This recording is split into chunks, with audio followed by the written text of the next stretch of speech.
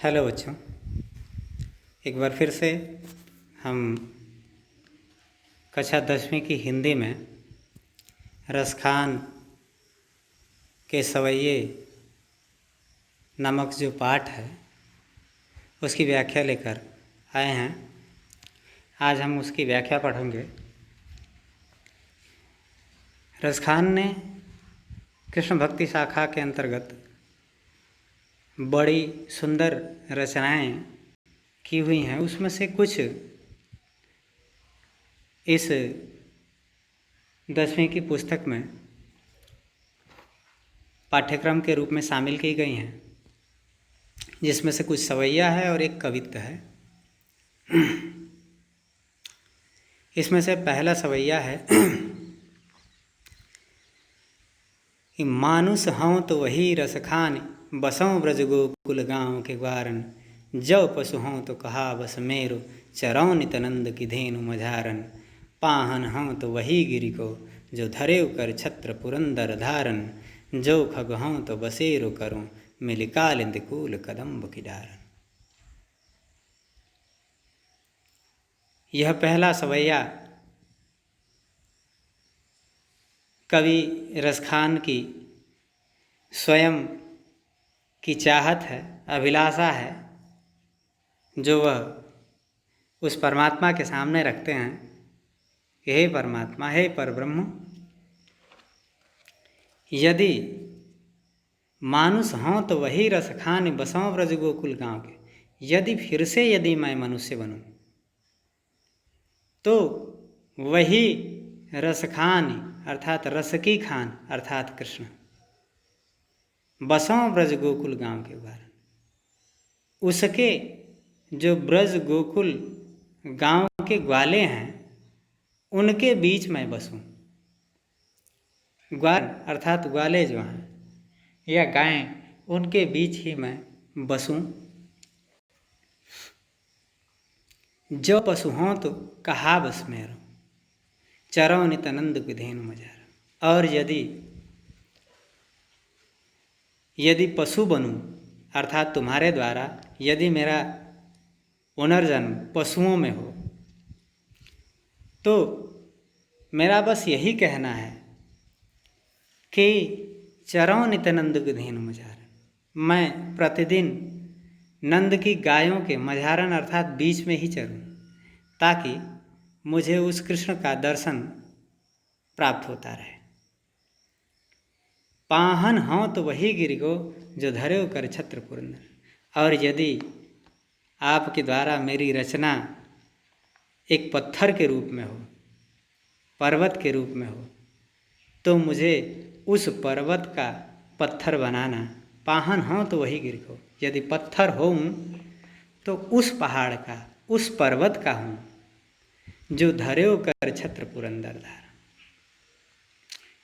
जो धारण किया था, कर अर्थात हाथों पर, छत्र के रूप में, पुरंदर अर्थात कृष्ण ने धारण अर्थात धारण किया था, जो अपने हाथों पर छत्र के रूप में कृष्ण ने धारण किया था, उस पर्वत का मुझे पत्थर बनाना।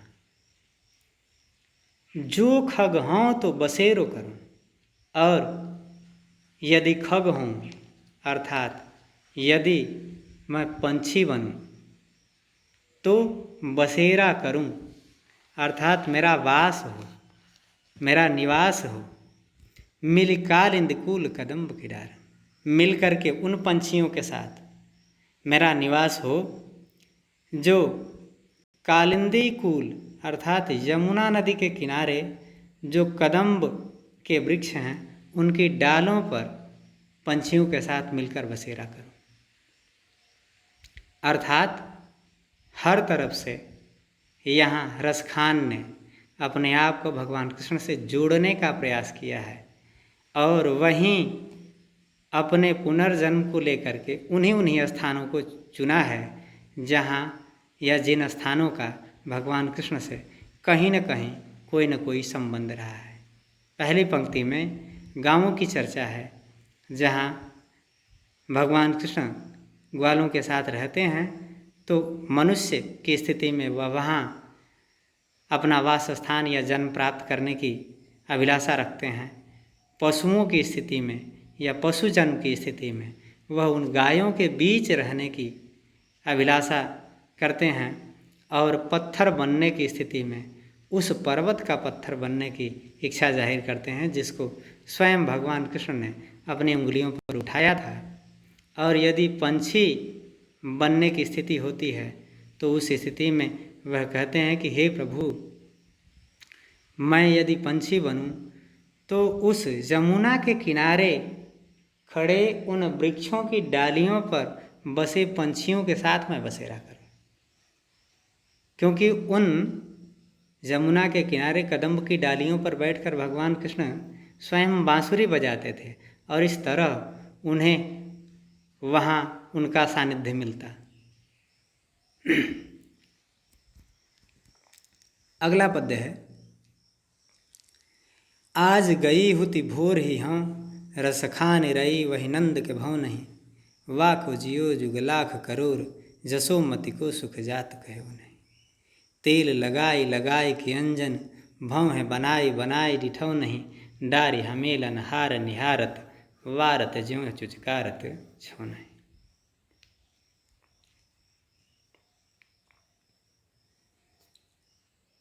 यह पद्य रसखान द्वारा लिखित भगवान कृष्ण की बाल लीला को प्रदर्शित करता है, जिसमें ग्वालिनें इकट्ठा जब होती हैं ब्रज में तो वह एक दूसरे से कृष्ण की चर्चा करती हैं और उसी में से एक कहती है कि आज गई हुती भोर ही हूँ, रस खान रही वही नंद के भव नहीं।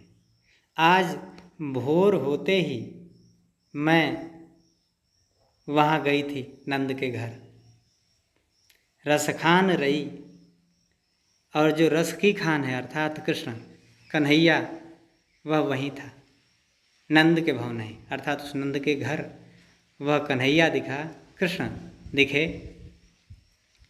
वाको जियो जुग लाख करोड़, जसोमति को सुख जात कहो।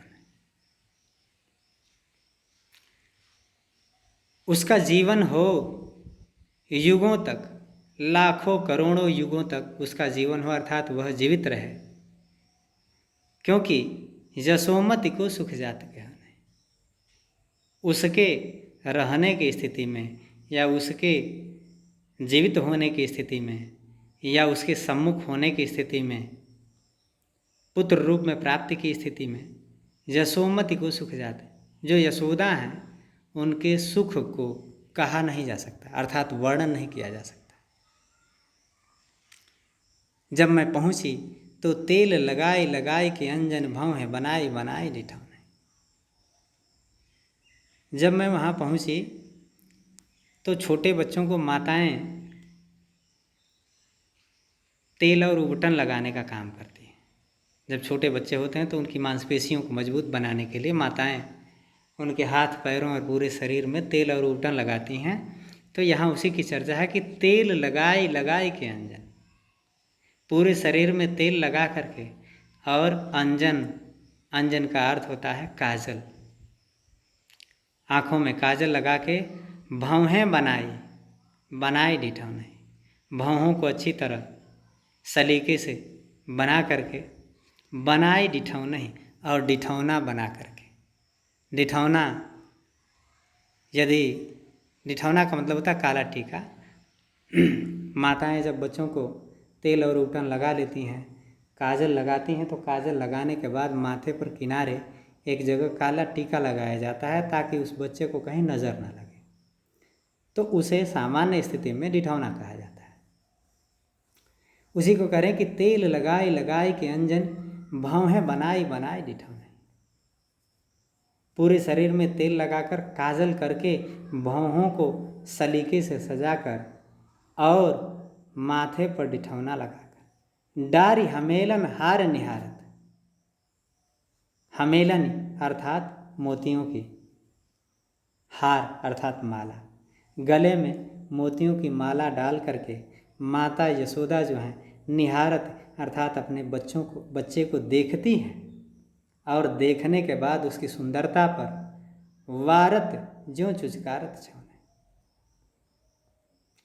उस छौना ही अर्थात बालक को ऐसे चुचकारती हैं जैसे उस पर अपने आप को क्या न्यौछावर करना चाहती हैं।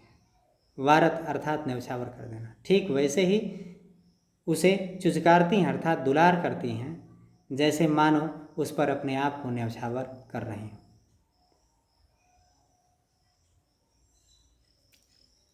अगला पद्य है,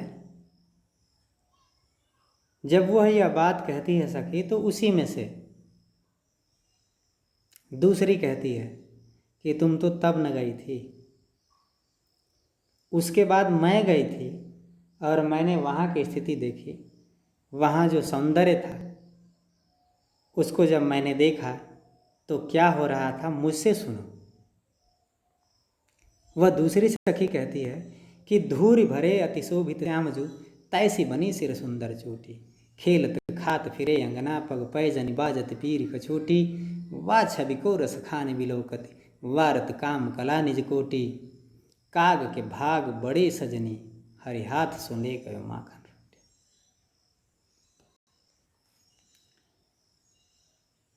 वह कहती है कि जब मैं पहुंची तो धूल भरे अतिशोभित श्याम, जैसे कि बच्चों की आदत होती है धूल में लौटना, उन्हें बड़ा आनंद आता है धूल में लौटने पर, खास तौर से तब जब माताएं तेल और उपटन कर लेती हैं। तो वह कहती है कि जब मैं पहुंची तो धूल भरे अतिशोभित श्याम, धूल से भरे हुए जो श्याम थे अर्थात कृष्ण अत्यंत शोभित हो रहे थे। और जैसा कि उनका पूरा शरीर था, तैसी बनी सिर सुंदर चोटी, वैसी ही धूल में उनकी सुंदर चोटी बनी हुई अर्थात धूल से भरी पड़ी थी।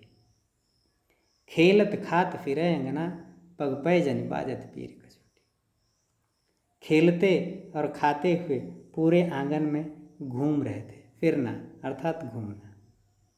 और जब वह घूम रहे थे तो पग पैजनि बाजती पीर कछोटी, उनके पैरों में पड़ी हुई जो पैजनी थी पायल, वह बज रही थी और उस पर से ऊपर से उनकी जो पीली कछोटी, पीली कछोटी अर्थात कछोटी का अर्थ होता है लंगोट, जो उनकी पीली लंगोट थी वह अत्यंत सुंदर लग रही थी।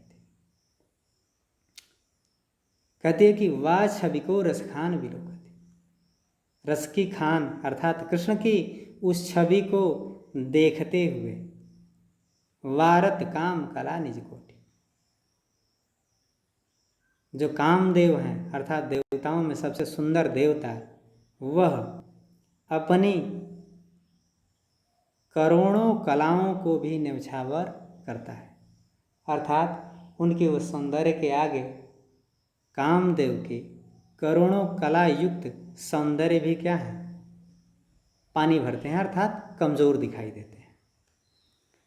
काग के भाग बड़े सजनी हरि हाथ सुने गए। ऐसे में जबकि वह खेलते खाते पूरे आंगन में फिर रहे थे, हे सखी वह कौवा बड़ा भाग्यशाली है कि आया और कृष्ण के हाथों से वह माखन रोटी जो वह खा रहे थे लेकर चला गया। इसलिए ऐसे में वह हमसे ज़्यादा भाग्यवान है, शायद इसी बहाने वह उन्हें स्पर्श कर गया।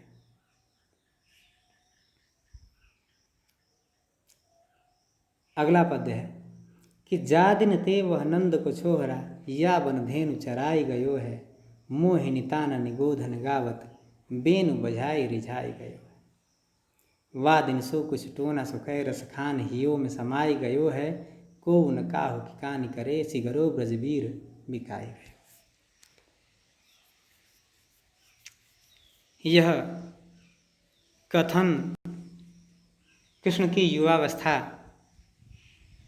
के समय का है, जब वह पूरी तरह से बांसुरी बजाते हुए सारे क्षेत्र को तन्मय कर देते हैं और अपनी धुन पर सबको सम्मोहित कर लेते हैं। तो यह उसी समय का कथन है। कोई ग्वालिन कहती है कि जिस दिन से वह नंद का छोहरा अर्थात नंद का लाडला इस वन में अपनी गायें चरा करके गया है, धेनु चराई गई है। मोहिनी तानन अर्थात मोहिनी तानों में गोधन गावत, गोधन गाने से तात्पर्य है गायों से संबंधित गीत, गायों से संबंधित गीत को गा करके गया है मोहिनी तानों में अर्थात सम्मोहित करने वाली धुनों में, और अपनी बांसुरी को बजा करके सबको रिझा करके गया है। वाह दिन सो कुछ टोना सके, उस दिन से ऐसा लगता है कि उसने सब पर कुछ जादू टोना सा कर दिया है। रसखान हिये में समाया गया और सबके हृदय में ऐसा लगता है कि पूरी तरह से वही बैठ गया है, समा गया है। क्योंकि कौन काहू की कहानी करे, अब कोई किसी का कहना नहीं मानता, कोई किसी का सम्मान नहीं करता, या उसके आगे, उसकी धुन के आगे कोई किसी का ख्याल नहीं करता। सबको वही दिखाई देता है। सिगरो ब्रजवीर विकाए गयो, ऐसा लगता है कि सारे ब्रज के जो वीर हैं पूरी तरह से उसके हाथों बिक गए हैं, उसके वशीभूत हो गए हैं, अर्थात उसके वश में हो गए। जिस दिन से वह नंद का लाडला इस वन में अपनी गायें चरा कर गया है, सम्मोहित करने वाली धुनों में गायों से संबंधित गीत गाकर और अपनी बांसुरी बजाकर सबको रिझा कर गया है, उस दिन से ऐसा लगता है कि उसने कुछ टोना, जादू टोना सा कर दिया है और सबके हृदयों में पूरी तरह से समा गया है। क्योंकि उसकी बांसुरी की धुन के आगे कोई किसी का कहना नहीं मानता। ऐसा लगता है मानो सारे ब्रज के वीर उसके हाथों पूरी तरह से बिक गए हैं, किसी में भी उसका विरोध करने का साहस नहीं है। आज भर इतना ही। आगे जो शेष पद्य हैं वह हम अगली वीडियो में व्याख्या करेंगे। वीडियो अच्छी लगी हो तो इसे लाइक और शेयर करें, साथ ही हमारे चैनल को सब्सक्राइब कर दें ताकि आने वाली वीडियोज़ आपको आसानी से प्राप्त हो सकें। धन्यवाद।